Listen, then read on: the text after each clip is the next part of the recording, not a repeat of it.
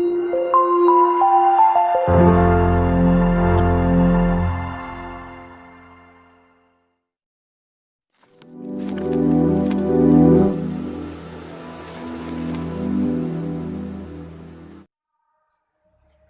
दोस्तों, स्वागत है तथागत साइंस एकेडमी में। मैं आपका दोस्त मनीष भारती। आज हम बात करने वाले हैं फिजिक्स के क्लास 10th के फिजिक्स के एक इम्पोर्टेंट टॉपिक जो लाइट चैप्टर में है, जिससे एग्जाम्स में बहुत सारे प्रश्न आते हैं। गोलीय दर्पण की फोकस दूरी और वक्रता त्रिज्या में संबंध। गोलीय दर्पण की फोकस दूरी, गोलीय दर्पण की फोकस दूरी और वक्रता त्रिज्या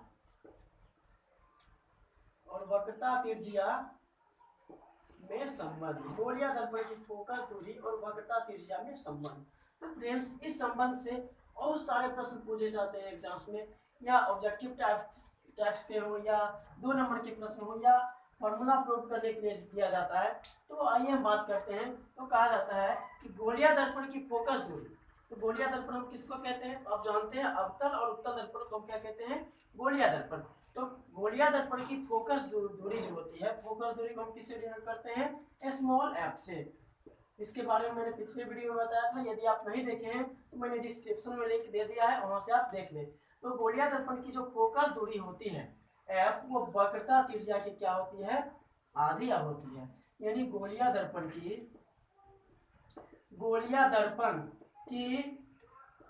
फोकस दूरी, गोलीय दर्पण की फोकस दूरी वक्रता त्रिज्या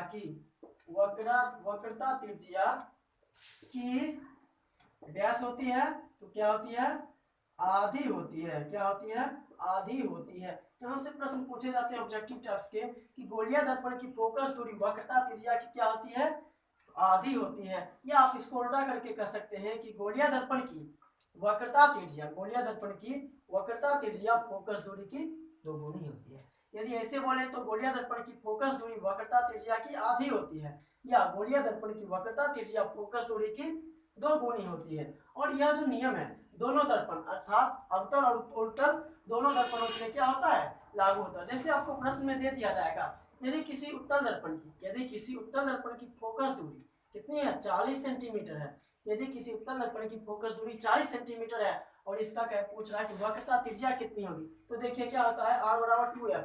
तो 40 गुना कितना? 2 बराबर 80 सेंटीमीटर। या आपको r ही दे दे, जैसे बोल रहा है किसी अवतल दर्पण की वक्रता त्रिज्या 20 सेंटीमीटर है तो इसकी फोकस दूरी बतावे, तो हम जानते हैं f बराबर r बटे 2। तो कितना होगा? 20 बटे 2 यानी 10 सेंटीमीटर। तो इस टॉपिक से कहीं ना कहीं प्रश्न एग्जाम्स में पूछ दिए जाते हैं कि गोलीय दर्पण की फोकस दूरी वक्रता त्रिज्या की डैश होती है। तो गोलीय दर्पण की फोकस दूरी वक्रता त्रिज्या की क्या होती है? आधी होती है। तो फ्रेंड्स, ये जो f बराबर r बटे 2 है, इससे कहीं ना कहीं बहुत सारे प्रश्न आते हैं। तो याद रखना है, गोलीय दर्पण की फोकस दूरी वक्रता त्रिज्या की क्या होती है? आधी होती है। यह आपसे पूछा जाएगा कि गोलीय दर्पण की फोकस दूरी और वक्रता त्रिज्या में सही संबंध है, तो क्या होगा? f बराबर r बटे 2 या r बराबर 2f, इसको हम लिख सकते हैं। तो चलिए हम इस फॉर्मूले को पहले अवतल दर्पण में प्रूव करेंगे। ये भी पूछा जाता है एग्जाम्स में कि अवतल दर्पण में साबित करें, अवतल दर्पण में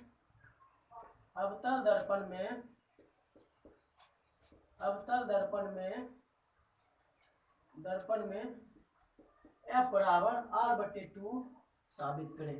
f बराबर r बटे 2 साबित करें। तो फ्रेंड्स, हम इसको साबित कर रहे हैं, यानी अवतल दर्पण में f बराबर r बटे 2 हमको साबित करना है। तो चलिए,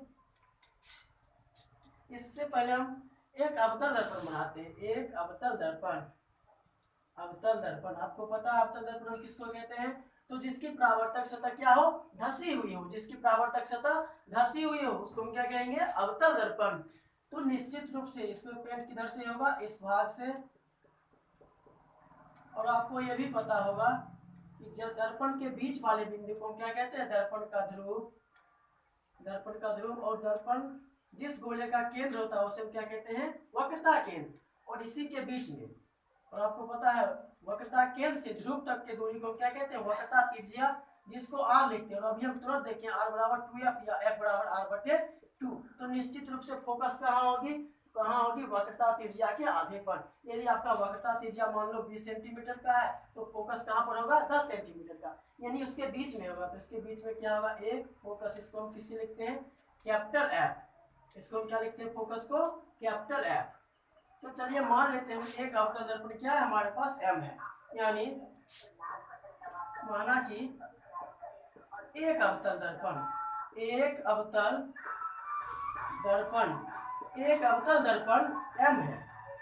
अवतल दर्पण एम है।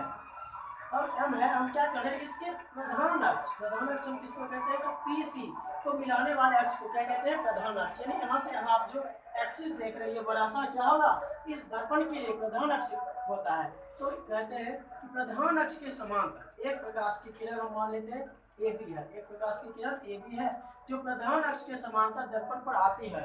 और आपको पता है जब प्रधान अक्ष के समांतर दर्पण पर प्रकाश की किरण पड़ती है तो परावर्तन के पश्चात कहाँ जाती है, फोकस से होकर अवतल दर्पण में गुजर जाती है। मान लेते हैं इसको डी, इसको क्या मान लेते हैं, डी।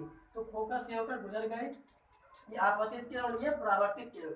और आप ये भी जानते होंगे कि आपतन बिंदु पर एक लंब खींचते हैं, आपतन बिंदु पर एक लंब खींचते हैं जिसको क्या कहते हैं, अभिलंब।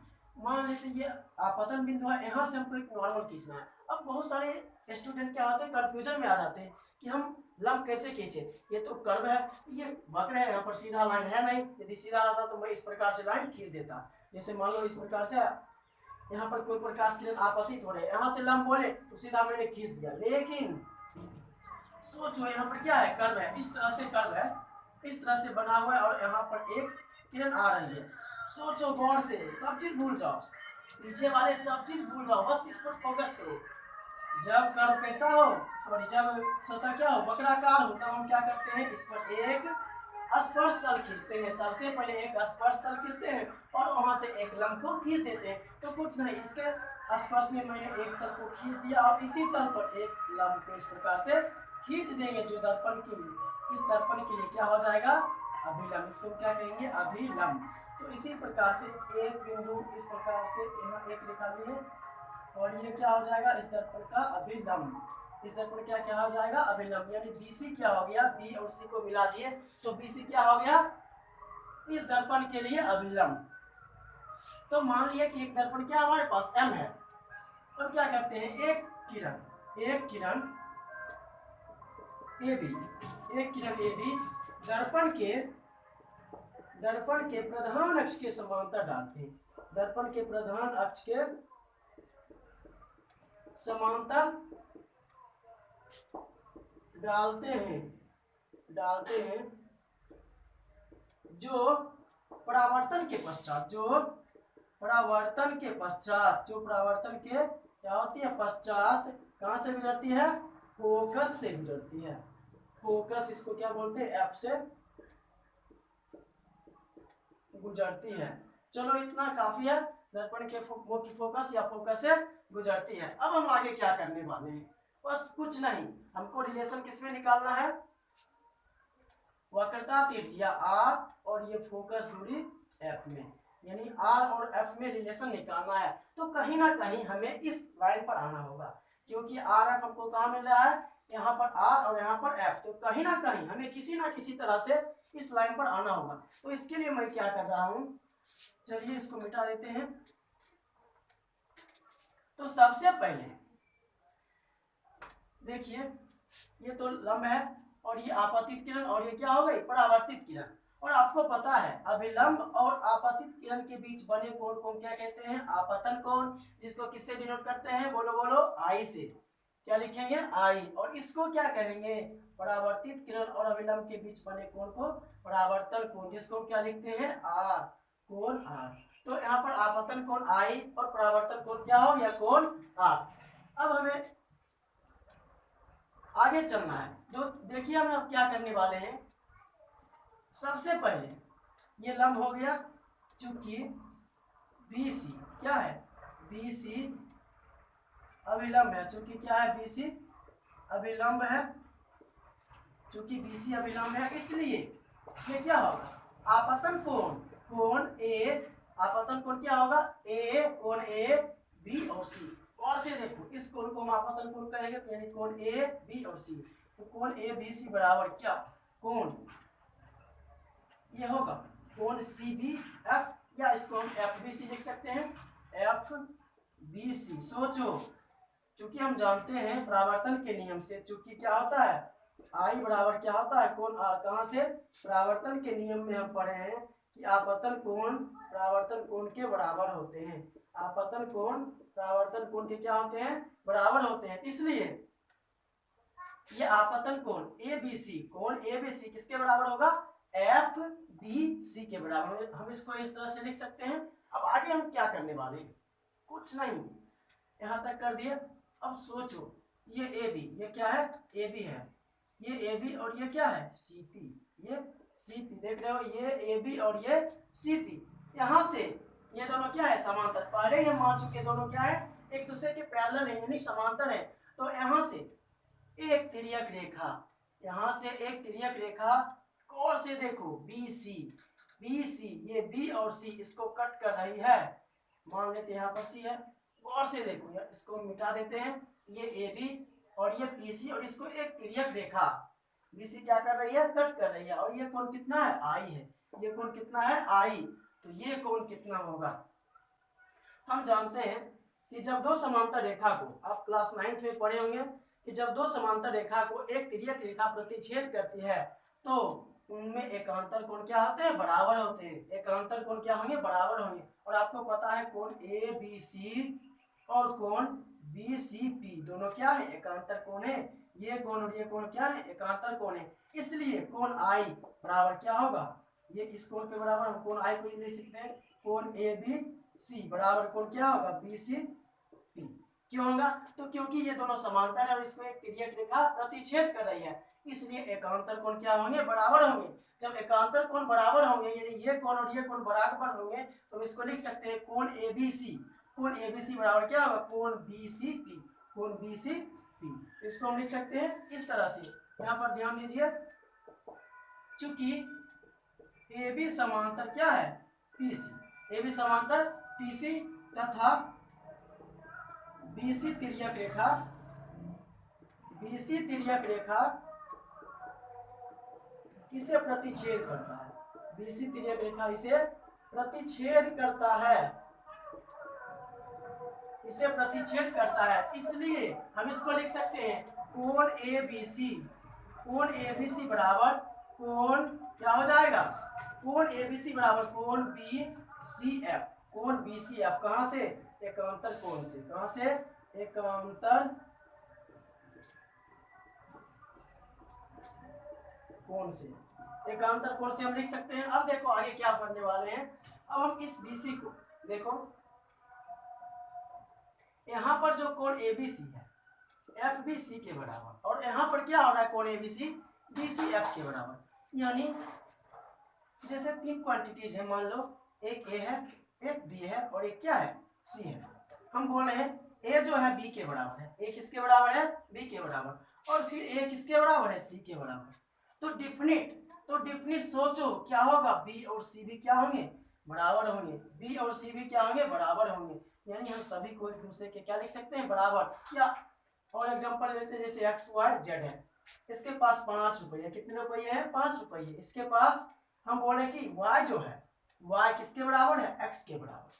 जब y x के बराबर है तो निश्चित इसके पास 5, तो इसके पास कितना, 5।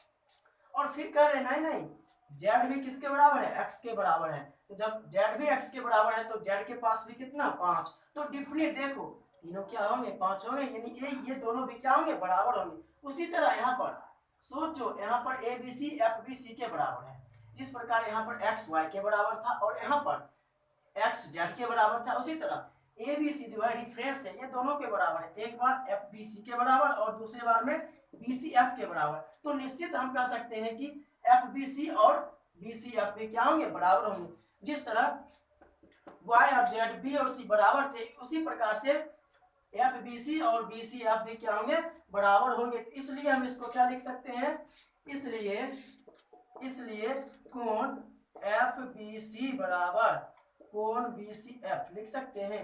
इसलिए कोण एफ बी सी बराबर कोण बी सी एफ। बिल्कुल लिख सकते हैं। अब सोचो, ये एक ट्राइंगल के अंदर आ गया, कोण बी सी एफ, कोण बी सी एफ यानी इस कोण के बारे में कर रहे हैं, और कोण एफ एफ बी सी इस कोण के बारे में करें, दोनों क्या हो गया, बराबर हो गया, यानी ये कोण और ये कोण बराबर हो गए। जब ये कोण और ये कोण एक ट्राइंगल के अंदर आ रहे हैं, वो त्रिभुज के कोण है, यानी त्रिभुज बी सी एफ के अंदर आ रहा है, ये कोण और ये कोण त्रिभुज बी सी एफ के अंदर आ रहा है, इसलिए हम लिख सकते हैं, इसलिए आपको पता है जब भी किसी त्रिभुज का, जब किसी त्रिभुज का दो भुजा बराबर होते हैं तो हम उसे क्या कहते हैं, समद्विबाहु त्रिभुज, उसे क्या कहते हैं, समद्विबाहु त्रिभुज। तो यहाँ पर भी सॉरी कोण होगा, यानी जब किसी कोण या भुजा दोनों एक ही बात है, यानी जब किसी त्रिभुज का दो कोण बराबर हो या दो भुजा बराबर हो तो निश्चित रूप से हम कह सकते हैं वो त्रिभुज कैसा होगा, समद्विबाहु त्रिभुज। यहाँ पर भुजा नहीं होगी, कोण हो रहा तो निश्चित रूप से भुजा भी होगा बराबर।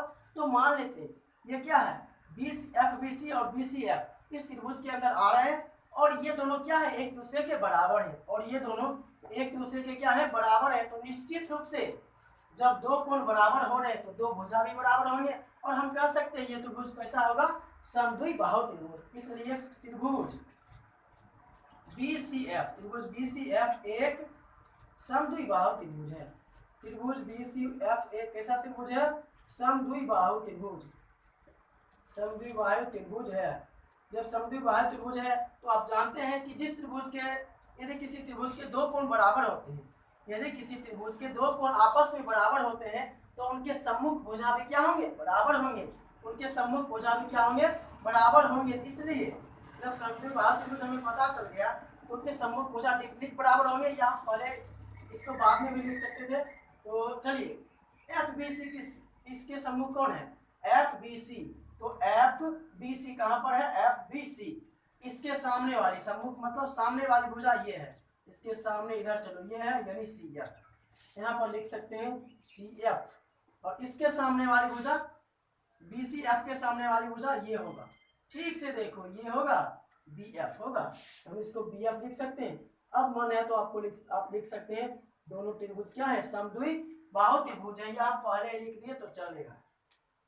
तो यहाँ तक तो आप समझ गए होंगे, यहाँ तक आपको कोई प्रॉब्लम नहीं होगी। अब यहाँ तक तो मैथ लग रहा था, यहाँ तक तो मैथ की कॉन्सेप्ट थे, अब हम फिजिक्स लगने वाले हैं। मान लेते हैं वो भी फिजिक्स कुछ नहीं है, मान लेते हैं ये और ये तो पहले बराबर हो गया।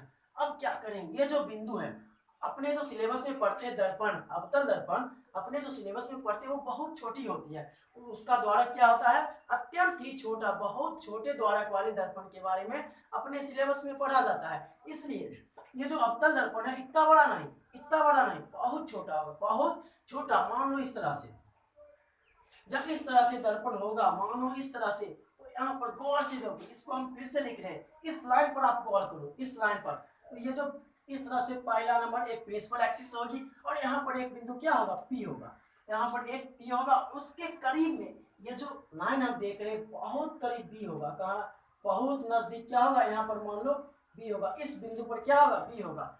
और तुम ठीक से देखो तो बी और पी लगभग क्या होंगे, बहुत करीब होंगे, लगभग क्या होंगे, बहुत करीब होंगे। तो इस स्थिति में ये बी जो है, ये जो बी है पूरा पूरी कहाँ जाएगा, मान लो इस पी के नजदीक कहीं इस प्रकार से, और ये जो एफ बी आप देख रहे हो, तब एफ बी कहाँ पर होता, यहाँ पर होता, ये बी नहीं होकर इस लाइन पर होता। तो इस स्थिति में क्या हम एफ बी बराबर एफ पी लिख सकते हैं, एफ बी बराबर एफ पी लिख सकते हैं, क्योंकि ये जो बी है दर्पण के ध्रुव के अत्यंत करीब है। इस स्थिति में एफ बी और एफ पी बहुत लगभग एक दूसरे के क्या है, बराबर है। तो अब क्या करने वाले हैं, क्योंकि बी पी के करीब है, बी के पी के करीब है, क्योंकि बी पी के करीब है, क्योंकि बी पी के करीब है, इसलिए एफ बी, इसलिए हम इस बी एफ को बी एफ बराबर, ठीक से देखो पी एफ लिख सकते हैं। अभी तुरंत देखें जब इसके अत्यंत नजदीक होगा तो इस हम बी एफ के बराबर क्या पी एफ लिख सकते हैं, बिल्कुल। और यही मेन पॉइंट है, यही से हमको फॉर्मूला प्रूव होगा। तो इसको हम लिख सकते हैं इस प्रकार से। तो निश्चित रूप से वही बात आ गया, जैसे यहाँ पर x y के बराबर और x z के बराबर, तो निश्चित रूप से y और z भी क्या होंगे, बराबर होंगे। तो उसी प्रकार से देखो यहाँ पर bf cf के बराबर और यहाँ पर bf किसके बराबर, pf के बराबर। यानी ये जो क्वांटिटीज है एक अलग अलग क्वांटिटी के बराबर हो रहे हैं। तो यानी यहाँ पर bf cf के बराबर और यहाँ पर bf किसके बराबर है, pf के बराबर। तो निश्चित रूप से pf और cf भी क्या होंगे, बराबर होंगे। क्या सच में होंगे, हाँ बराबर होंगे। तो pf और pf और cf भी क्या होंगे, बराबर होंगे। इसलिए हम लिख सकते हैं यहाँ पर इसको समीकरण 1 मान लो, इसको समीकरण 2 समीकरण 1 एवं 2 से क्या होंगे, bf बराबर हम क्या लिख सकते हैं, pf बराबर क्या लिख सकते हैं, सॉरी pf तो बराबर pf है ही, pf बराबर हम cf लिख सकते हैं। क्या bf बराबर cf। यहाँ पर देखो, यहाँ से ठीक से देख लेते हैं, bf बराबर cf, तो cf बराबर हम pf लिख सकते हैं।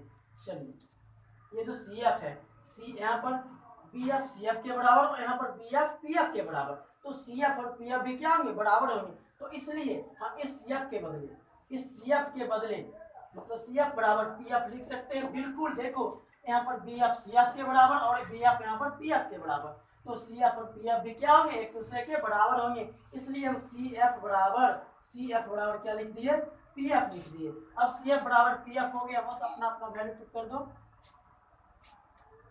cf बराबर pf। तो निश्चित रूप से यहाँ पर देखो, यहाँ पर p और यहाँ पर क्या है, c, यहाँ पर p और यहाँ पर c, और इसके बीच में एक बिंदु क्या है, f है। इसके बीच यहाँ पर एक बिंदु f है। तो कह रहा है कि जी pf यहाँ से यहाँ और यहाँ से यहाँ दोनों क्या है, बराबर।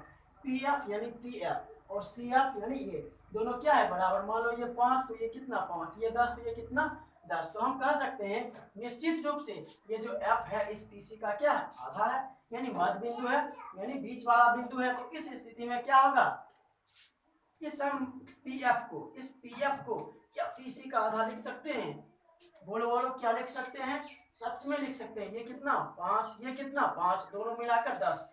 क्या हम pf भी कितना है 5 मान चुके हैं, और pc पूरा कितना 5 5 10, 10 का हम आधा नहीं लिख सकते हैं, फिर भी हमें कितना मिलेगा, 5 ही मिलेगा।